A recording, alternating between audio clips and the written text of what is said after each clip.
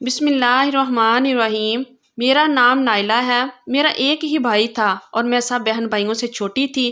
میری 2 بہنیں مجھ سے بڑی تھی جن کی شادی ہو چکی تھی اور اب بھائی کی شادی ہو رہی تھی، جس کی مجھے سب سے زیادہ خوشی تھی، کیونکہ جب سے بہنوں کی شادی ہوئی تھی میں گھر میں اکیلی رہ گئی تھی اور اب بھابھی کے آ جانے سے میرا دل لگ جانا تھا۔ یہی تصور مجھے خوش کرنے کے لیے کافی تھا۔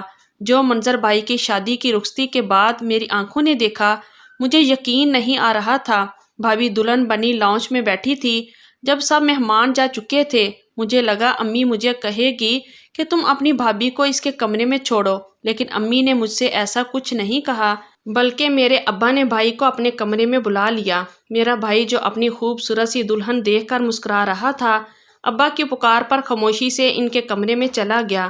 میں بھابھی کے پاس ہی بیٹھ کر باتیں کرنے لگی۔ وہ بھی بہت خوش مزاج سی لگ رہی تھی۔ مجھے میری تعلیم کے بارے میں سوال و جواب کرنے لگی۔ میں اس وقت 12ویں جماعت میں پڑھ رہی تھی۔ میں بھابھی سے اپنی دوستوں کا ذکر کرنے لگی، ادھر ادھر کی باتیں کرنے لگی، لیکن ان کی نظریں بار بار ابا کے کمرے کے بند دروازے پر جا کر ٹک جاتی۔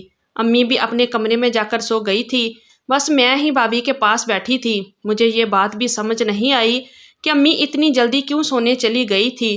حالانکہ امی شادی پر بہت خوش تھی، لیکن جب سے رخصتی کروا کر بھابھی کو گھر لائی تھی ان کا موڈ مجھے بہت خراب لگ رہا تھا، اسی لیے آتے ہی منہ پھیلائے اپنے کمرے میں چلی گئی۔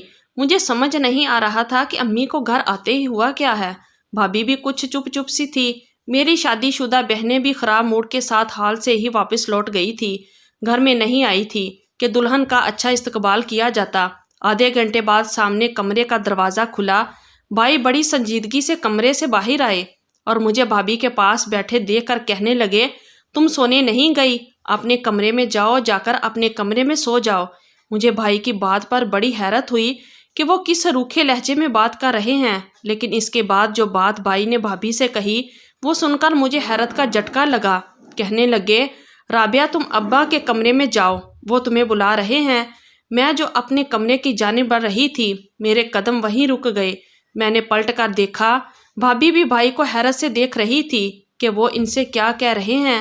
شادی کی پہلی رات بھلا کون سی دلہن یوں سجی سنوری سسر کے کمرے میں جاتی ہے؟ ایک بات اور کہ میرے والد اور والدہ الگ الگ کمروں میں سوتے تھے۔ اس سے پہلے کہ میں دیکھتی کہ بھابھی کیا جواب دیتی ہیں، بھائی نے مجھے اپنے کمرے میں بھیج دیا۔ میں نے اپنے کمرے میں آ کر دروازہ بند کر لیا، لیکن میں اتنی بھی چھوٹی نہ تھی کہ ان باتوں کو سمجھ نہ سکتی۔ میں اپنے کمرے میں آ تو گئی تھی، لیکن میرا پورا دھیان باہر تھا۔ میں پہلے تو اپنے بیڈ پر بیٹھ گئی کہ آخر ابا نے بھابھی کو اپنے کمرے میں کیوں بلایا تھا۔ میں کچھ دیر تو اپنے کمرے میں ہی بے چین سی رہی، لیکن اس کے بعد میں نے اپنے کپڑے تبدیل کر کے اپنے کمرے کا دروازہ ذرا سا کھولا۔ جو کچھ مجھے سامنے نظر آیا وہ مجھے الجھن میں ڈال گیا تھا۔ بھائی باہر نہیں تھے اور بھابھی ابا کے کمرے سے نکلی تھی اور بے تحاشا رو رہی تھی۔ تقریباً 1 گھنٹے بعد میں نے اپنے کمرے سے جھانک کر دیکھا، روتے ہوئے وہ اپنے کمرے میں چلی گئی۔ نہ جانے کیا وجہ تھی، کیوں رو رہی تھی، نہ جانے کیوں، لیکن مجھے رات بھر چین سے نیند نہیں آئی۔ کوئی مشکل فجر کے بعد میں سوئی۔ میری آنکھ ایک شور سے کھلی تھی۔ میں ہڑبڑا کے اٹھ بیٹھی۔ مجھے لگا امی کسی پر چلا رہی ہیں۔ میں حیران تھی کہ صبح صبح امی کیوں چلا رہی ہیں۔ میں نے جڑ سے لحاف اٹھا کر سائڈ پر رکھا اور تیزی سے کمرے سے باہر نکلی، لیکن سامنے کا منظر دیکھ کر دنگ سی رہ گئی۔ امی میری نئی نویلی بھابھی پر چلا رہی تھی، کہہ رہی تھی کہ مجھے زبان چلانے والی عورتیں بالکل پسند نہیں۔ خبردار جو تم نے آج کے بعد مجھے کسی بات کا جواب دیا، چلو اور جا کے کچن میں ناشتہ بناؤ۔ میں اپنی ماں کا یہ روپ دیکھ کر حیران پریشان تھی۔ میری شادی شدہ دونوں بہنیں ابھی اپنے شوہروں اور بچوں کے ساتھ وہاں موجود تھی۔ مجھے حیرت سی ہو رہی تھی کہ ایک دن کی دلہن کے ساتھ میری ماں ایسا رویہ کیسے اختیار کر سکتی ہیں۔ میں تیزی سے آگے بڑھی اور امی سے کہا کہ ناشتہ میں بنا دیتی ہوں، بھابھی کی ابھی رات کو ہی تو شادی ہوئی ہے۔ لیکن میری بات پر امی حد سے اکھڑ گئی۔ کہنے لگی، خبردار جو تم نے اس لڑکی کی حمایت کی تو آج کے بعد گھر کا سارا کام یہی کرے گی۔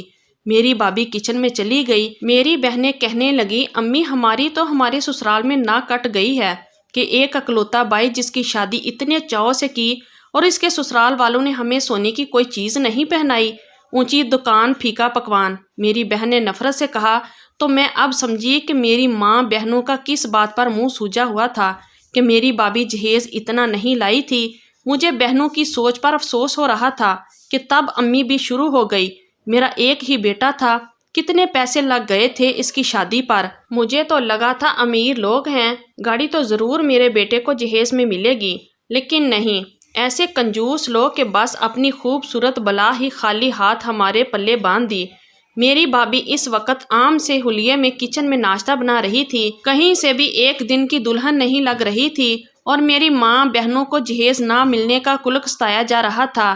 میرا جی چاہا کہ بھائی کے کمرے میں جاؤں اور ان سے کہوں کہ اپنی ماں بہنوں کا رویہ اپنی ایک دن کی دلہن کے ساتھ جا کر دیکھ لو، جن بہنوں کی خواہشات کو پورا کرنے کے لیے تم نے خود شادی دیر سے کی۔ میرا بھائی سب سے بڑا تھا اور تھا بھی گھر والوں کا نہایت ہی فرما بردار، اسی لیے دونوں بہنوں کی شادی پر میرے بھائی نے بہت جہیز دیا تھا، اور جب اس کی اپنی شادی ہوئی تھی تو انہیں توقع کے مطابق کچھ نہ ملا تھا۔ بھائی جب کمرے سے باہر نکلے تو حشاش بشاش تھے، اپنی نئی دلہن کو کچن میں کام کرتا دیکھ کر بھی وہ کچھ نہیں بولے تھے۔ امی سے بہت ڈرتے تھے، میں جانتی تھی کہ میرا بھائی میری والدہ کا فرما بردار تھا، اسی لیے میں جانتی تھی کہ ابا جب اپنے کمرے سے باہر نکلے تو بہت خوش نظر آ رہے تھے۔ ابا کو دیکھ کر مجھے یاد آنے لگا کہ بھابھی دلہن بنے رات کو ابا کے کمرے سے روتی ہوئی باہر نکلی تھی۔ مجھے لگا شاید ابا نے بھی کم جہیز ملنے پر ہی بھابھی کو تانے مارے ہوں گے، لیکن بات تو کچھ اور ہی تھی۔ ابا جب ناشتے کے میز پر بیٹھے تو میری بھابھی کی میرے ابا کو دیکھ کر رنگت اڑی سی تھی، وہ حد درجہ گھبرائی ہوئی تھی۔ میں بھابھی کے چہرے کی بدحواسی دیکھ کر حیران تھی، اور اپنے ابا کے چہرے کی مسکراہٹ دیکھ کر مجھے اندر ہی اندر برا لگ رہا تھا۔ پھر تو سب کا یہی رویہ بھابھی کے ساتھ شروع ہو گیا، وہ ہر وقت ڈری سہمی سی رہنے لگی، سارا دن وہ کام کرتی رہتی، اور رات کو جب بھائی گھر آتے تو ابا کے کمرے میں چلے جاتے، اور جب وہ کمرے سے باہر نکلتے تو بھابھی کو اشارہ کرتے کہ وہ ابا کے کمرے میں چلی جائے۔ وہ بیچاری پریشان حال سے ہو کر ابا کے کمرے میں چلی جاتی تھی، لیکن جب وہ کمرے سے واپس آتی تو بری طرح سے ہانپ رہی ہوتی، پسینے سے شرابور ہوتی، اور روتے ہوئے اپنے کمرے میں چلی جاتی۔ پھر مجھے ان کی ایسی آوازیں ان کے کمرے میں سنائی دیتی جیسے وہ الٹیاں کر رہی ہوں۔ ان کے چہرے کی ناگواری سے بھی یہی لگتا جیسے وہ کوئی بہت برا فعل کر کے آئی تھی۔ مجھے یہ بات جس شک و شبہت میں ڈالتی، میرا ضمیر مجھے اندر ہی اندر ملامت کرنے لگتا۔ پورا دن میری ماں میری بھابھی کا جینا دو بار کیے رکھتی، اور رات کو وہ 2 گھنٹے ابا کے کمرے میں گزار کر واپس آتی تھی، اور آتے ہی اپنے کمرے میں چلی جاتی ہے اور نہا کر واپس آتی۔ مجھے اس بات کی حیرت تھی کہ ابا انہیں کیوں اپنے کمرے میں بلاتے ہیں، اور بھائی بھابھی کو کیوں اشارے سے ابا کے کمرے میں بھیجتے ہیں، اور میری ماں کو بھی کوئی اعتراض نہیں ہوتا۔ ایک بار میری بھابھی کچن میں برتن دھو رہی تھی، میں اپنے کمرے میں تھی، لیکن مجھے بھابھی کی فکر ستانے لگی۔ ان کی آنکھوں میں چمکتے ہر وقت کے آنسو مجھے بہت دکھ دیتے تھے کہ کیا جہیز نہ دینا عورت کا اتنا بڑا عیب ہے۔ میں نے گھڑی دیکھی، رات کا 1 بج رہا تھا، جانتی تھی کہ سب سو چکے ہوں گے، اسی لیے میں کچن میں چلی گئی تاکہ بھابھی کی کچھ مدد کر دوں، لیکن جو کچھ میں نے کچن میں دیکھا میں دنگ سی رہ گئی۔ میری بھابھی کے ہاتھ میں موبائل تھا اور کسی کے ساتھ فون پر باتیں کر رہی تھی۔ وہ موبائل شاید میرے بھائی کا تھا، بھائی اس وقت سو چکے ہوتے تھے، ہو سکتا ہے وہ چوری چھپے سے وہ موبائل لے کر آتی ہو اور اپنے گھر والوں سے باتیں کرتی ہو۔ کون ہو سکتا ہے وہ جس سے میری بھابھی بات کر رہی تھی؟ رو بھی رہی تھی کیونکہ میری بھابھی اپنے چچا کے گھر رہتی تھی۔ ان کے ماں باپ ایک حادثاتی موت مار چکے تھے، اور چچا نے رشتہ تو بھابھی کا یہی کہہ کر طے کیا تھا کہ وہ ان کی سکی بیٹی جیسی ہیں، لیکن شادی پر بھابھی کو کچھ بھی نہیں دیا تھا، جس کی وجہ سے میری ماں اور باقی گھر والے ان پر بہت ظلم کرتے تھے۔ چاچی کی اپنی 3 بیٹیاں تھیں، اسی لیے وہ انہیں بلا کیوں جہیز دیتے۔ جو کچھ بھی میری بھابھی کے والد کا حصہ تھا وہ سب کچھ ان کے چچا اپنے قبضے میں کر چکے تھے۔ وہ بیچاری تو وہاں سے بھی ظلم ہی سہتی آئی تھی، لیکن وہ اس وقت کس سے بات کر سکتی تھی، کیونکہ ان کی شادی کے بعد ان کے چچا چاچی نے تو پلٹ کر نہیں دیکھا تھا کہ وہ کس حال میں ہے۔ پھر مجھے یہ بھی لگ رہا تھا کہ جسے وہ بات کر رہی ہیں وہ کوئی مرد ہے۔ میری بھابھی کے ساتھ یہاں بھی کوئی اچھا سلوک نہیں ہو رہا تھا۔ میرا دل ان کے بارے میں سوچ سوچ کر کٹتا رہتا تھا، لیکن جو بات مجھے شک میں ڈال رہی تھی وہ یہ تھی کہ میری بھابھی اس وقت جس سے بات کر رہی ہے وہ کوئی مرد تھا۔ میری بھابھی اسے کہہ رہی تھی کہ مجھے یہاں سے لے جاؤ، تم نہیں جانتے یہ لوگ میرے ساتھ کیسا سلوک کرتے ہیں، اور وہ شخص جو میرا سسر ہے وہ کس قدر گھٹیا انسان ہے۔ کاش کہ وہ ظلم جو میرے ساتھ کرتا ہے اس کی بیٹی بھی وہ سب سہے تو اسے پتہ چلے۔ یہ بات سن کر میں وہیں سے پلٹ کر اپنے کمرے میں آ گئی۔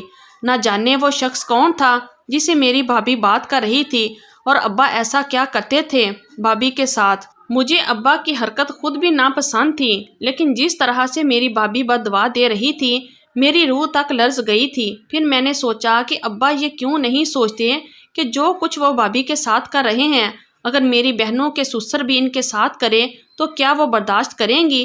اور میرا بھائی کیا وہ بالکل بے غیرت ہو چکا ہے جو خود اپنی بیوی کو اپنے باپ کے کمرے میں بھیجتا ہے؟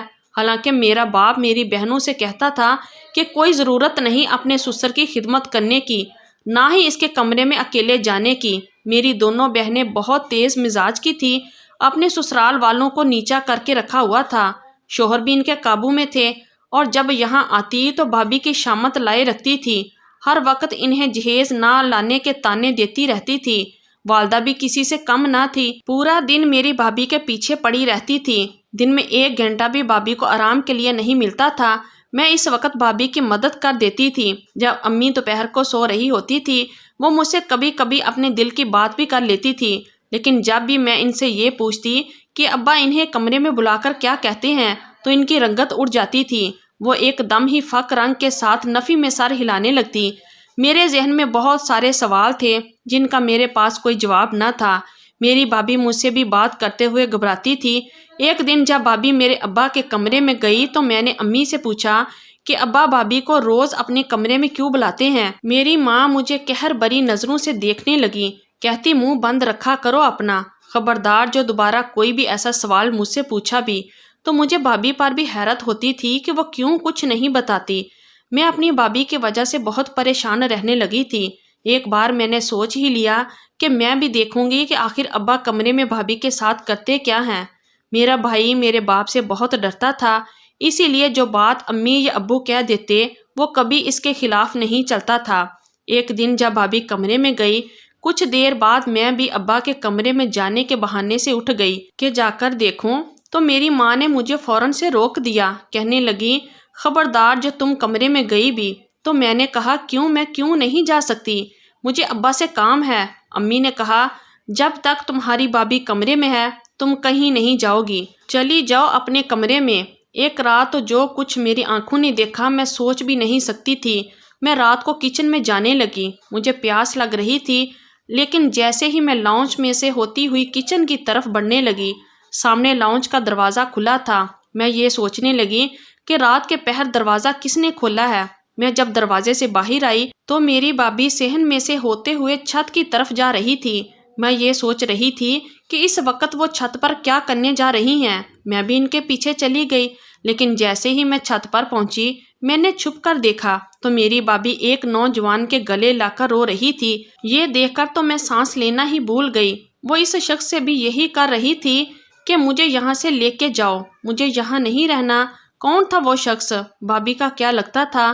کوئی عاشق؟ میں واپس اتری تھی۔ یہ سب کیا ہو رہا تھا؟ ایک طرف تو میری بھابھی مظلوم بنی ہوئی تھی اور دوسری طرف یہ کون سا روپ تھا ان کا جو میں دیکھ رہی تھی؟ مجھے کچھ بھی سمجھ میں نہیں آ رہا تھا۔ پہلے میں نے سوچا کہ سب کو آ کر بھابھی کی اصلیت بتا دوں۔ میں جیسے ہی لاؤنج سے اندر آئی کہ اپنے کمرے میں واپس جا سکوں تو لاؤنج کے سامنے میرا بھائی کھڑا تھا۔ بھائی کو دیکھ کر میرے رہے سہے احسان بھی خطا ہو گئے۔ وہ مجھ سے کہنے لگا کہ تم اس وقت یہاں کیا کر رہی تھی؟ میں تو پریشان سی ہو گئی کہ کیا جواب دوں، مجھے گھبراہٹ ہو رہی تھی۔ میں نے کہا مجھے گھبراہٹ ہو رہی تھی اسی لیے تازہ ہوا کے لیے باہر آ گئی تھی۔ وہ کہنے لگا اچھا ٹھیک ہے، یہ بتاؤ تمہاری بھابھی کہاں ہے؟ پورے گھر میں نظر نہیں آ رہی۔ یہ سن کر تو میں اور بھی گھبرا گئی کہ کیا کہوں اور کیا نہیں۔ میں اسی شش و پنج میں مبتلا تھی کہ بھابھی بھی آ گئی۔ بھائی کو دیکھا تو اس کے بھی ہوش اڑ گئے، لیکن میں نے انہیں بچا لیا۔ میں نے کہا میں اور بھابھی دونوں ہی باہر صحن میں بیٹھے تھے۔ میری بات سن کر بھابھی کچھ دنگ سی رہ گئی، کہنے لگی کہ ہاں میں اس کے ساتھ ہی صحن میں تھی۔ میرا بھائی مطمئن سا ہو گیا۔ اس وقت تو میری بھابھی اپنے کمرے میں چلی گئی، لیکن اگلے روز میری بھابھی میرے کمرے میں آ کر میرا شکریہ ادا کرنے لگی کہ میں نے اسے بچا لیا۔ میں نے کہا کوئی بات نہیں۔ پھر میں نے اسے پوچھ ہی لیا کہ وہ چھت پر کیوں گئی تھی اور جو شخص چھت پر تھا وہ کون تھا۔ کہنے لگی وہ میرا بھائی ہے جسے چچا نے بچپن میں ہی گھر سے نکال دیا تھا تاکہ بڑا ہو کر کہیں اپنا حصہ ہی نہ مانگ لے۔ میرا بھائی کہیں چھوٹی موٹی نوکری کرتا تھا، اسی لیے میری مدد نہیں کر سکتا تھا، لیکن اب وہ خود کو اسٹیبلش کر چکا ہے اور بہت جلد میں یہاں سے واپس چلی جاؤں گی۔ مجھے بھابھی کی بات سن کر حیرت ہو رہی تھی۔ میں نے کہا کہ آپ نے پہلے نہیں بتایا کہ آپ کا کوئی بھائی ہے۔ وہ کہنے لگی کہ میں کیا بتاتی، اس گھر میں آتے ہی مجھ پر ظلم و ستم شروع ہو گیا تھا۔ مجھے تو لگا تھا کہ میری آزمائش شادی کے بعد ختم ہو جائے گی، لیکن میرے لیے تو جبر مسلسل ہے۔ میں نے پوچھا کہ کیا آپ میرے بھائی کو چھوڑ دیں گی؟ کہنے لگی تمہارا بھائی میرے لیے بولتا ہی نہیں ہے، کوئی آواز نہیں اٹھاتا، میں ایسے شخص کے ساتھ کیا زندگی گزاروں؟ ان کی بات تو درست تھی۔ پھر کہنے لگی تمہارے والد بھی اچھے انسان نہیں ہیں، میں وہ سب نہیں کر سکتی۔ میں نے کہا ابا آپ سے کیا کرواتے ہیں؟ میری بات پر وہ کہنے لگی کہ کسی دن خود جا کر دیکھ لینا۔ میں نے بھابھی سے کہا کہ آج میں آپ کے کپڑے پہن کر ابا کے کمرے میں جاؤں گی، آپ میرے کمرے میں خود کو بند کر لینا۔ وہ میری بات مان گئی۔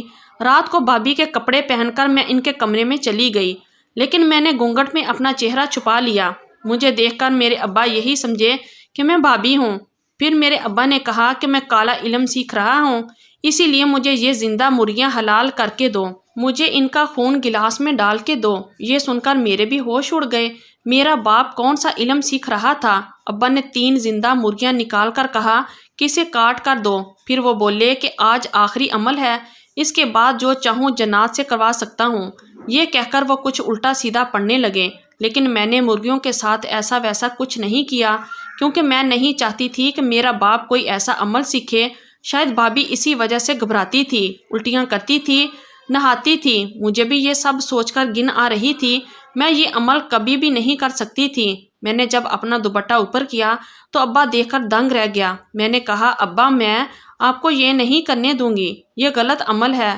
میرے والد مجھے دیکھ کر حیرت زدہ رہ گئے، کہنے لگے تم یہاں کیا کر رہی ہو؟ میں نے کہا میں بھابھی کو اپنے کمرے میں زبردستی بند کر کے خود جان بوجھ کر یہاں آئی تھی تاکہ آپ کو ایک غلط فعل سے روک سکوں۔ میں نے کہا ابا سخت گناہ ہے، ایسے غلط کلمات پڑھ کر آپ عذاب کے مرتکب ہو گئے ہیں۔